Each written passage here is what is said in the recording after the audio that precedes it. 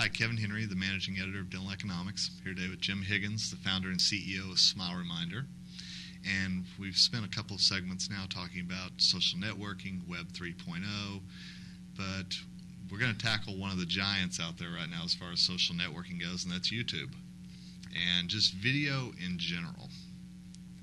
What are you seeing out there that the dentists are they using YouTube? Are they not? Are they using it properly? What are some of the things that you're seeing out there? Well, I think that some are doing a really great job at doing some good things with video. I think it's important to establish that, and many people don't know, that YouTube is the second largest search engine out there behind Google. It's ahead of Yahoo and different things like that. So people don't look at video. In the early days, YouTube was just throw a cat video up there and people would look at it for hours, right? Yeah, exactly. So, it's not that way anymore. I mean, there's stuff like that out there, but now people are looking at commercial usages for, or usage, I should say, for YouTube.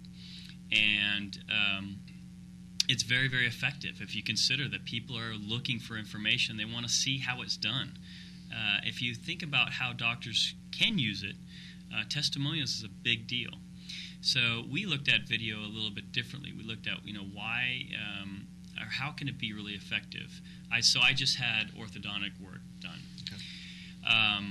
When I was considering getting braces as an adult, not that much fun to do. I could read testimonials all day long, but let's be honest, I don't read them all day long. I mean, I went to some orthodontist websites and they had 50 testimonials down there.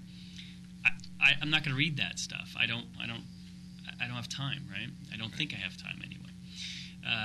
But one orthodontist had a video on their website of a testimonial, and it was an adult talking about braces. Okay. You know what? I could see what she had to say. I could relate because I had the same feelings, talking about, I didn't really want to go out to dinner. I worried about how I looked professionally, etc. That was speaking to me in a way that I could understand her mannerisms and everything else. And so very powerful.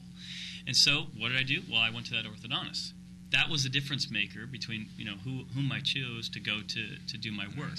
So video is very powerful if you consider testimonials and patient testimonials.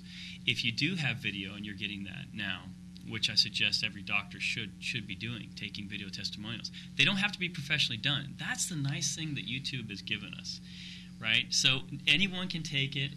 It doesn't have to be perfect. It doesn't have to be professional. Right. Or done in a studio to be able to be put up on YouTube and be accepted. In the past it wasn't that way.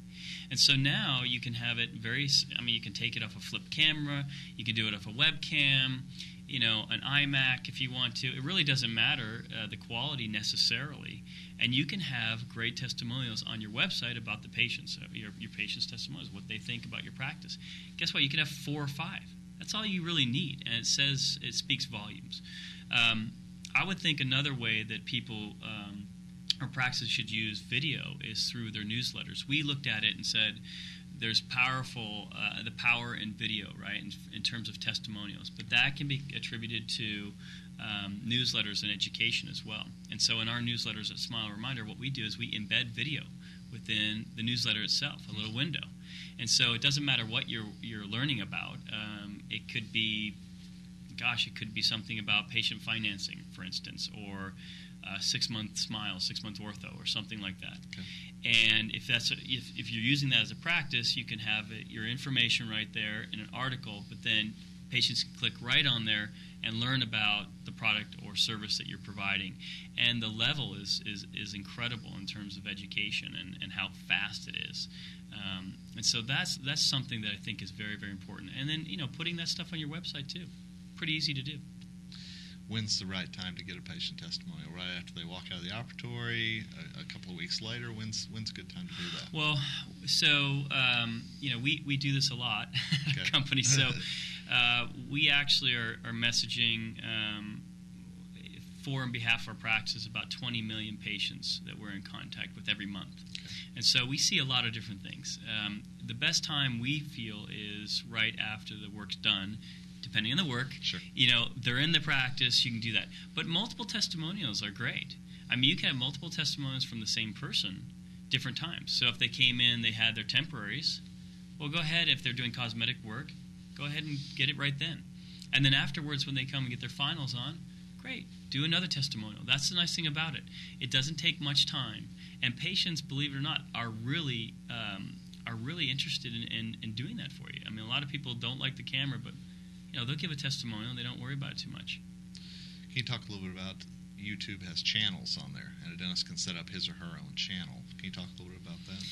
Yeah, I think that you think about YouTube obviously in terms of, when you talk about the channel, that's information that Google is going to grab in the blended searches and the universal search. That's one of the very big keys, because when obviously Google bought YouTube, they started bringing that information in. So, for instance, if I'm going to do a search on Indianapolis cosmetic dentist, okay. What I want to do is I want to be able to pull up, if I'm the Indianapolis cosmetic dentist is out there, I want to be pulled up, right? And so I'll look at my local listing, I'll look at my natural search, but also look at video. And I have to take advantage of that, because if you look at your channels and you set up your channel that way with those keywords, then Google will look at that and pull that into the blended search, and video might be the number 2, result that comes up. Right. Above the local listings, above all the natural search that people are spending a lot of money trying to, hire companies to try to do for the natural search with keywords and things like that. And guess what? People will click on video. They click on video more so than anything else. You're right. If you think about the channels that YouTube or Google has in their search, they have a search that's just video alone. Millions and millions of people are just searching video within YouTube and also within Google. So you're getting kind of a cross-pollination in terms of your reach and your exposure. So I think that's critical. Should dentists consider doing technique videos or something to put up on their websites, or should it be mostly testimonials? What do you think is a good mix to have? I think it's good to start with testimonials because they're easy. Okay.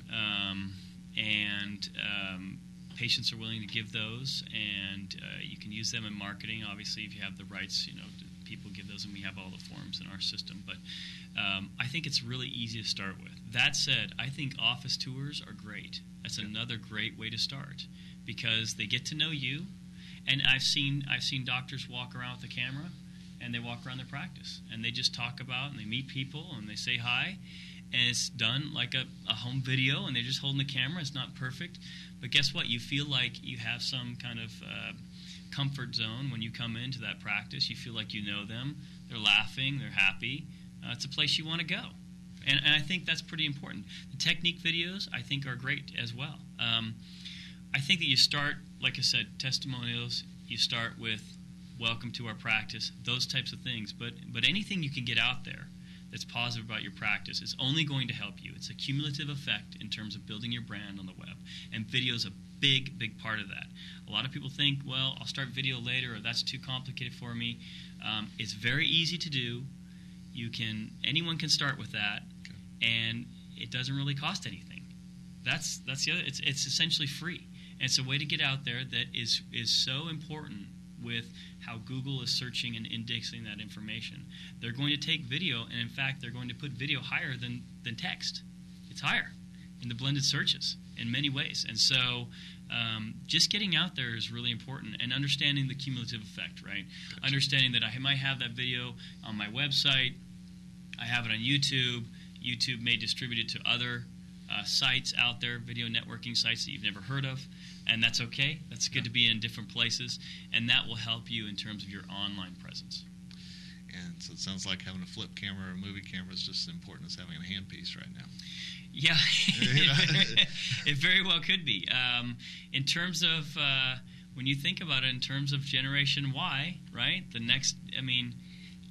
it's kind of a have-to-have when you think about it in terms of reaching your patients, because that's where they're at. Gotcha.